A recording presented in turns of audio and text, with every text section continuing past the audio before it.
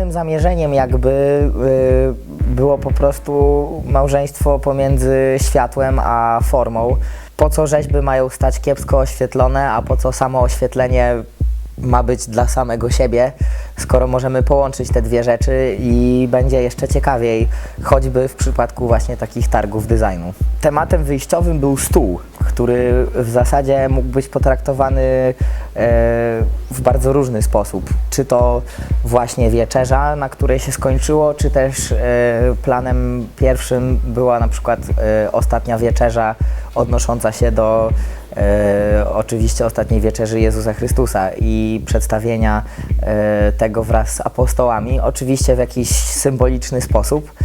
Same formy powstały z profili zamkniętych i z blachy stalowej, ręcznie cięte, później młotkowane, kształtowane tak, żeby do siebie pasowało i metodą patchworkową forma była budowana na podstawie wcześniejszego stelażu. Pomysł na twarze i dłonie wyniknął z tego, iż wieczerza kojarzyła nam się obu, Arturowi i mi, jako miłe, ciepłe spotkanie rodzinne. Jakaś rodzina, która będzie ze sobą siedzieć i miło przy jedzeniu spędzać czas, dyskutować, a żeby to wszystko było w miłej oprawie, no to światło jest też niezwykle ważne, czy to ciepłe, czy odpowiednio rozmieszczone i tak dalej, i tak dalej. Twarze rodziny Artura z samym Arturem i dziećmi.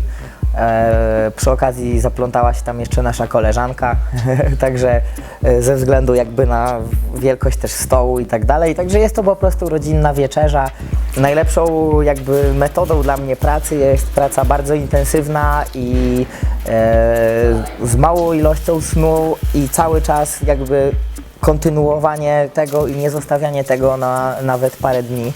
Także zawsze pracuję stosunkowo krótko, ale bardzo intensywnie.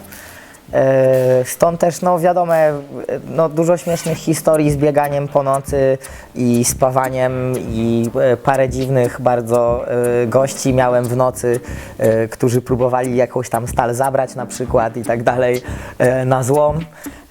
Natomiast samo poruszenie wywołaliśmy już w Łodzi, a stricte rzecz biorąc to już w trakcie podróży do Łodzi, ponieważ rzeźby przyjechały wcześniej niż my i były jeszcze nieskończone, także pierwsze poruszenie to był natychmiastowy telefon do Artura.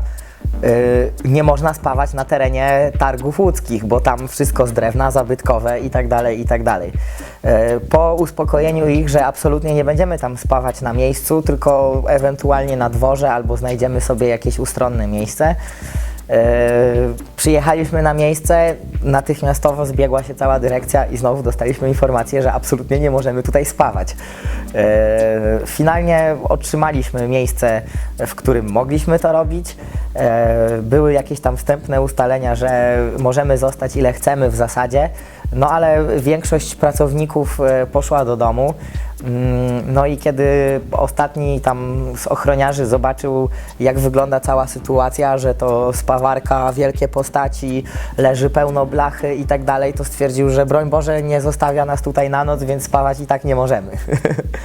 No i tak toczyło się to przez 2 dni z lekkimi przepychankami. Później mieliśmy małe przeboje z wniesieniem tych postaci na pierwsze piętro. Kolejne bardzo problemowe drzwi, które okazały się być trochę zbyt wąskie, żeby tą postać przełożyć na drugą stronę. W czasie podróży straciła stopę. Natomiast wszystko się udało. Udało się to bardzo ładnie połączyć ze sobą. W zasadzie bez większych niespodzianek, bądź też jakichś dramatycznych przygód. Raczej wszystko przebiegło naprawdę pozytywnie.